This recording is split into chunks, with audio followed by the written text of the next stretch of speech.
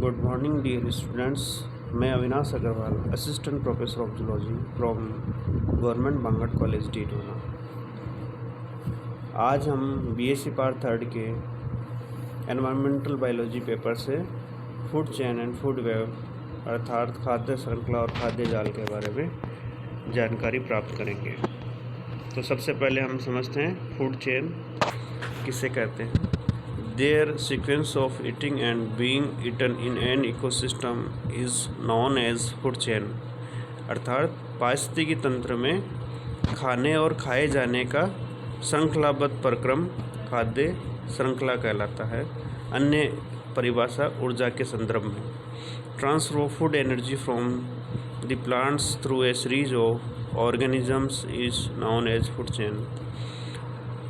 सूर्य से प्राप्त ऊर्जा के द्वारा उत्पादक या हरे पादपों में संग्रहित ऊर्जा के माध्यम से विभिन्न जंतुओं में ऊर्जा का प्रवाह खाद्य श्रृंखला कहलाता है। When the organisms die, they are all decomposed by microorganisms like bacteria and fungi into nutrients that can again be used by the plants। इसमें हम साइक्लिंग ऑफ न्यूट्रिएंट्स के बारे में देखते हैं कि जब पादप और जंतु मर जाते हैं तो उनका डिकम्पोजिशन सूक्ष्म जीवों जैसे जीवाणु एवं कवकों के द्वारा होता है और उससे उत्पन्न पोषक तत्व पुनः मृदा में मिलते हैं, जिन्हें प्रकाश संश्लेषण की प्रक्रिया के द्वारा पादप पुनः काम में ले लेते हैं। At each and every transfer, nearly 80 to 90% of the potential energy gets lost by heat। और इस ट्रांसफ़र ऑफ फूड एनर्जी की प्रक्रिया के दौरान 80 से 90% ऊर्जा वो हीट या उष्मा के रूप में वातावरण में मुक्त कर दी जाती है। ये लिंडेमान का दक्षांश का नियम या लिंडेमान का 10% ऊर्जा का नियम भी कहलाता है। ए food chain always starts with plant life and ends with animal. किसी भी खाद्य श्रृंखला का जो प्रारंभ है वो किसी उत्पादक या पादप के द्वारा होगा और उसका अंत किसी भी कंज्यूमर या किसी जंतु के द्वारा होगा। Herbivorous animal that eat only plants are called herbivorous. Herbivorous ऐसे जंतुओं को कहा जाता है जो शाकाहारी होते हैं, अपने भोजन के लिए पूर्णतया पादपों पर निर्भर रहते हैं। Carnivorous animals that eat other animals are called carnivores. मांसाहारी ऐसे जंतु जो भोजन के लिए दूसरे पादपों पर जंतुओं पर निर्भर रहते हैं। पादपों पर तो हर्बीवोरस निर्भर रहते हैं और जंतुओं पर कॉर्निवोरस। यहाँ हम एक सिंपल सी खाद्य श्रृंखला को देखते हैं। सबसे पहले एक पादप कोई भी ग्रासेस हो सकती है जिनके ऊपर ग्रास ऊपर या टिड्डे भोजन के लिए निर्भर है, जिनको कोई चूहा खा सकता है और उस चूहे को फिर कोई भी ऑल या टॉप प्रीडेटर खा सकता है। इसके अन्य रूपों को हम देखते हैं कि सनलाइट के द्वारा ग्रासेस अपना भोजन बनाते हैं। जल की उपस्थिति में न्यूट्रिएंट्स की उपलब्धता में जो डिकम्पोजर्स और बैक्टीरिया जैसे फंजाई जैसे जीवों के द्वारा मृदा को उपलब्ध करवाए जाते हैं। और ये प्रोड्यूसर्स जो है उनको प्राइमरी कंज्यूम करते हैं, जिनको सेकेंडरी कंज्यूमर कंज्यूम करते हैं और लास्ट में टर्सरी और टॉप कंज्यूमर उनका भक्षण करते हैं। फूड चेन की कुछ बातें देखते हैं। तालाब के अंदर किस प्रकार ये काम करता है या फॉरेस्ट में किस प्रकार काम करता है। इसमें जो अलग अलग सोपान होते हैं जीवों के, उनको हम ट्रॉपिक लेवल्स कहते हैं, जिसको हम T1 से लेकर T5 तक सामान्यतया कहते हैं। अधिकतम किसी भी खाद्य श्रृंखला में 5 पोषक स्तर हो सकते हैं, जिनको हम डिफरेंट फीडिंग लेवल्स भी बोलते हैं। The various steps through which food energy passes in an ecosystem is called as trophic levels. किसी भी खाद्य श्रृंखला में जो विभिन्न पद होते हैं, सोपान होते हैं, जहाँ ऊर्जा का प्रवाह होता है, उन्हें हम पोषक स्तर कहते हैं। The trophic levels are arranged in the following way as the green plants or producers represent first trophic level। यहाँ फर्स्ट ट्रॉपिक लेवल पे हरे पादपों को रखते हैं, प्रोड्यूसर्स जिनमें सम्मिलित है। The herbivores और primary consumers represent second trophic level T2 के अंदर हर्बीवोरस आते हैं, जिनको हम प्राइमरी कंज्यूमर भी कहते हैं। T3 के अंदर दी कॉर्निवोरस और secondary consumers represent third trophic level. यहाँ T3 में ऐसे कॉर्निवोरस आते हैं जो प्रथम बार जंतुओं का भक्षण करते हैं, इनको हम सेकेंडरी कंज्यूमर्स भी कहते हैं। Tertiary consumers are fourth trophic level T4। यहाँ पे जो सेकेंडरी कंज्यूमर्स या प्राइमरी कंज्यूमर्स का भक्षण करते हैं, ऐसे टर्शरी कंज्यूमर्स आते हैं। And finally T5।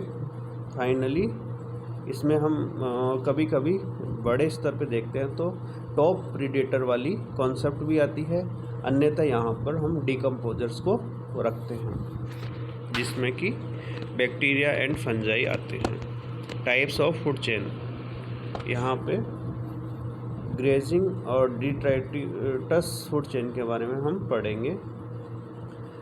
Grazing food chain found in grassland ecosystem and pond ecosystems. ये मुख्य रूप से घास और तालाब में देखने को मिलता है। Grazing food chain starts with green plants primary producer and goes to decomposer food chain और detritus food chain through herbivores and carnivores. यहाँ ग्रेजिंग जो फूड चेन है उसकी संपन्नता या समृद्धता काफ़ी ज़्यादा होती है, जिसमें जो पादप है ग्रासेस के रूप में काफ़ी अधिक मात्रा में होती है, जिनके द्वारा विभिन्न प्रकार के हर्बीवोरस निर्भर रहते हैं जिन पर, और उनके ऊपर फिर अलग अलग प्रीडेटर्स निर्भर रहते हैं, और अंत में पुनः उनके मरने के पश्चात डिकम्पोजिशन होता है। Detritus food chain found in grassland. Detritus food chain जो है वो भी इन्हीं में मिलती है, लेकिन इसका जो स्टार्ट है वो डेड ऑर्गेनिक मैटर से होता है, जिसमें कि कोई भी प्लांट या एनिमल हो सकता है। And goes to decomposer food chain through. यहाँ हम देखते हैं कि एक कोई लट्ठा है, पानी में तैर रहा है, वहाँ पे डिट्राइटस फूड चेन देखने को मिल सकती है, जिसमें उसके ऊपर अनेक प्रकार के दूसरे उसका भक्षण करने वाले छोटे जीव हो सकते हैं, बैक्टीरिया, और ये फिर उनको खाने के लिए दूसरे बड़े जीव हो सकते हैं। तो ये अलग तरीके से चलती हैं। उसके पश्चात हम फूड वेव्स देखते हैं या खाद्य जाल। Definition: the interlocking pattern of various food chain in an ecosystem is known as food web. जब अलग अलग प्रकार की फूड चेन्स एक साथ मिल जाती है तो उसको हम फूड वेब या खाद्य जाल कहते हैं। In a food web many food chains are interconnected where different types of organisms are connected at different trophic levels, so that there is a number of opportunities of eating and being eaten at each trophic level. इसमें काफ़ी सारी food chain के एक दूसरे से जुड़ जाने से अलग अलग प्रकार के जीवों को अलग अलग प्रकार का भोजन उपलब्ध होने में आसानी रहती है, और इससे इकोसिस्टम में समृद्धता भी आती है और स्थायित्व भी उत्पन्न होता है। जितनी ज़्यादा स्ट्रॉन्ग फूड वेब होगा किसी भी पारिस्थितिकी तंत्र का, उतना ही वो स्थायी होगा। Examples: grass may be eaten by insects, rats, deers, these may be eaten by different carnivores like snake, tigers. Thus there is interlocking of various food chains called food webs। अर्थात फूड वेब है, उसमें विभिन्न प्रकार की खाद्य श्रृंखलाएं होती है। अब यहाँ पे इसका फ्लो डायग्राम देखेंगे। The following flow diagram of grazing food chain and detritus food chain shows that they are interconnected to each other but are not isolated. अब यहाँ पे फूड फॉरेस्ट के अंदर एक फूड वेब को देखते हैं, जहाँ एक कोई भी प्लांट है उसके ऊपर माउस, रैबिट, गोट इत्यादि हर्बीवोरस डिपेंड है।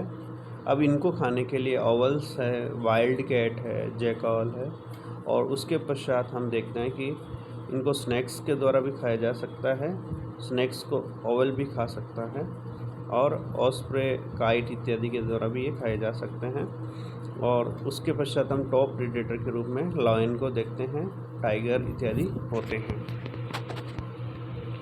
इस प्रकार एक अन्य जलीय श्रृंखला है, उसमें भी हम देखते हैं जो काफ़ी कॉम्प्लिकेटेड है, क्योंकि समुद्री जीवों में बहुत सारी संपन्नता देखने को मिलती है, जलीय जीवों में काफ़ी सारी समृद्धता देखने को मिलती है। यहाँ प्राइमरी प्रोड्यूसर के रूप में फाइटोप्लैंक्टन्स हो सकते हैं, सबमर्ज्ड एक्वेटिक वेजिटेशंस हो सकती है, और अदर वेजिटेशन देखने को मिलती है। अब यहाँ हर्बीवोरस के रूप में जू प्लैंक्टन्स है, बेंथिक इन्वर्टिब्रेट्स है, डक्स है, गीज है इत्यादि देखने को मिलते हैं। यहाँ प्राइमरी कंज्यूमर्स में अपने को स्मॉल प्लैंक्टिवोरस फिशेस भी हो सकती है, और कुछ आपके बाइवेल्विया जैसे मॉलस्कन्स भी देखने को मिलते हैं। सेकेंडरी कंज्यूमर्स में फिर gulls and terns, wading birds, large piscivorous fishes है, सी डक्स, टुंड्रा स्वान इत्यादि देखने को मिलते हैं। और टॉप कंज्यूमर्स में ऑस्प्रेज और ईगल्स देखने को मिलते हैं। Difference between food chain and food web. In a linear food chain, if one species get affected or becomes extinct, then the species in the subsequent trophic level are also affected. But in a food web, if one species get affected, it does not affect other trophic levels so seriously.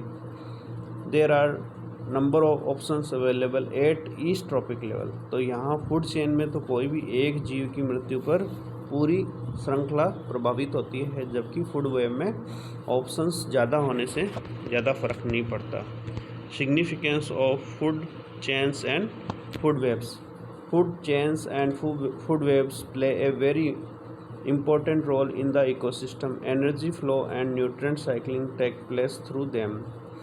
खाद्य श्रृंखला और खाद्य जाल के माध्यम से ऊर्जा और पोषक तत्वों का चक्रण बना रहता है किसी भी इकोसिस्टम में। They maintain and regulate the population size of different trophic levels and thus help in maintaining ecological balance. अर्थात पारिस्थितिकीय संतुलन के लिए खाद्य श्रृंखला में जीव है एक दूसरे को खाकर उनकी पॉपुलेशन या जनसंख्या का नियंत्रण करते हैं। They have the property of biomagnification. Biomagnification जो शब्द है बहुत ही इम्पोर्टेंट है, जिसमें कोई भी तत्व या पदार्थ है उसका प्रत्येक ट्रॉपिक लेवल पे सांद्रण होता है, उसकी मात्रा बढ़ती जाती है। The non biodegradable material keep on passing from one tropic level to another, and at each successive tropic level the concentration keep on increasing. This process is known as biomagnification. तो यहाँ ये ऐसी घटना भी देखने को मिलती है जिसमें अगर किसी भी सिस्टम में कोई प्रदूषक या टॉक्सिक एलिमेंट अगर मिल जाता है तो उसका प्रभाव निचले स्तर पे तो सबसे कम होता है, परंतु जो जो ट्रॉपिक लेवल बढ़ता है उसका सांद्रण होने से उस पर उसका दुष्प्रभाव देखने को मिलता है, और इसकी वजह से टॉप प्रीडेटर्स है कई बार सीवियरली अफेक्ट भी होते हैं और बड़ी संख्या में उनकी मृत्यु का कारण बनता है। Thank you for watching this video. Please like, share and subscribe.